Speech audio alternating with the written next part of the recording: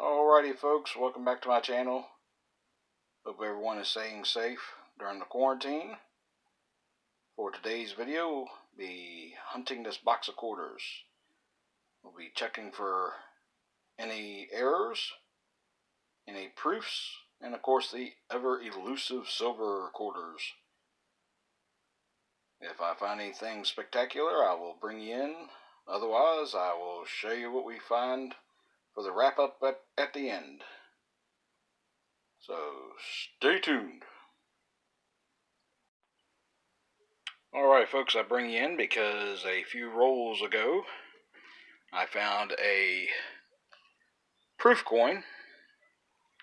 And of course, proofs were minted in San Francisco. It is a clad proof, not a silver, and it is the Nevada statehood quarter, 2006. And just now I have finally found a West Point Mint marked quarter, and this one happens to be the War in the Pacific. Wish it was in a little bit better of a condition, but it is a extremely low mintage W Mint mark, so I am very excited and happy to have found that. Now if I could just find a few more, I'd be even happier. Bring you back in if I find anything else interesting to note. Otherwise, we'll do the wrap up. Alright folks, here is the wrap up to the quarter box hunt. It was a very good box overall, and on with the finds. For this box, we were able to find a very nice 1979, 1981 Pennsylvania. Both of them very good strikes with a lot of luster left on them. Couldn't have been in circulation very long. This here is a 1983 Spitting Eagle variety, and the reason why they call it a Spitting Eagle is because right there from his beak to his wing you can see a little die crack that has started to form, and it makes it look like the eagle is spitting. So that was a pretty cool find, first one I've found of that. And just like the box or two prior, I was able to find several uncirculated bicentennials. A lot of luster, no contact marks, very strong strikes. So apparently someone in the area is unloading a bunch of their bicentennial quarters. I found 9 Pennsylvania bicentennials that were uncirculated, and then found the 3 from Denver. So those were very nice to find. A few additional ones that were nearly uncirculated were 2004 Florida, 2004 Wisconsin statehood quarters. You can see all the luster that these coins have. Very good condition for 16-year-old coins. There's a 2012 Denali National Park quarter. That one's 8 years old, and I mean, it's almost like a proof how shiny it is with the finish. This one here I kept because of the weak strike. I'm pretty certain that this is a grease strike through.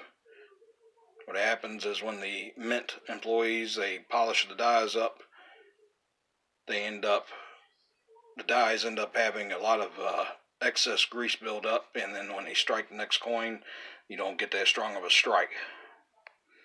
And I'm pretty certain that's what that is. That's why the lettering and even the image is fairly weak compared to any of the other coins.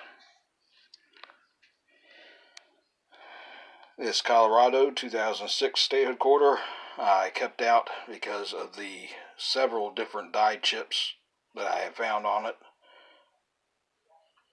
There's a die chip right there in the O. You can see on the bottom part of the O. There are several die chips along the mountain range, the tops, the peaks. And then on the obverse, we have a fairly large die chip right there and at George Washington's mouth.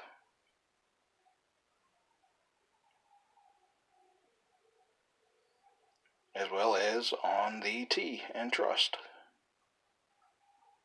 The extra metal there is where the dies start to wear down.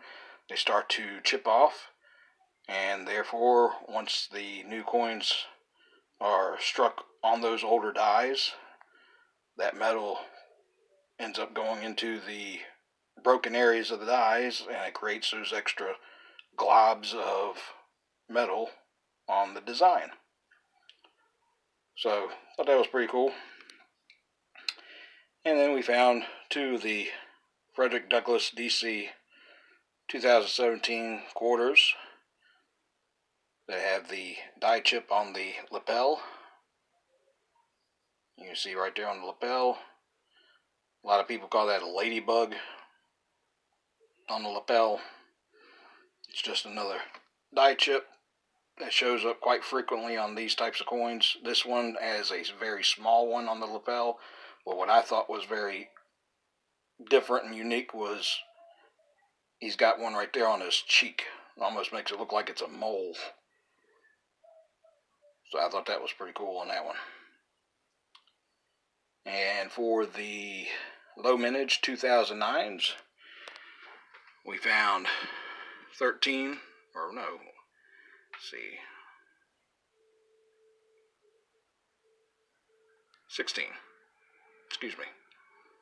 found 16. Found one DC, two Virgin Islands, found 6 Puerto Ricos,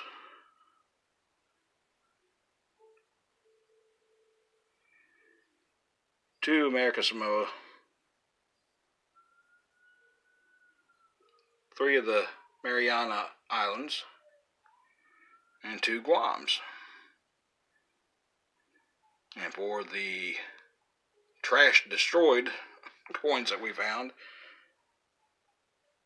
1981, a 91, was a 96, and then 2 statehood.